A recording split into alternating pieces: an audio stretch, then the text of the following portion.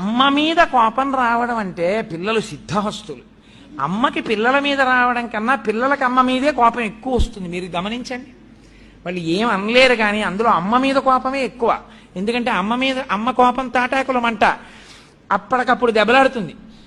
ఎన్ని మాటలు చెప్పినా లేవవు, గబగబా తెమలవు. 8:30కి కాలేజీ బస్సు వచ్చేస్తుంది.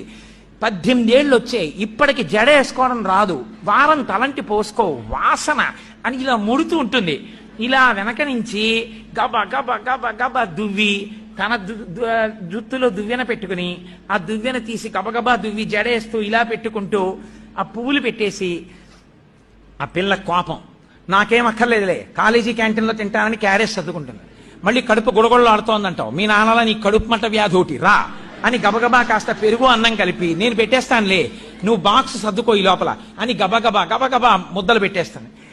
తిట్టినా అమ్మే, పెట్టినా అమ్మే, అమ్మే పరదేవత. అందుకే లోకంలో అమ్మని మించినటువంటి దైవం ఇహ లేదు.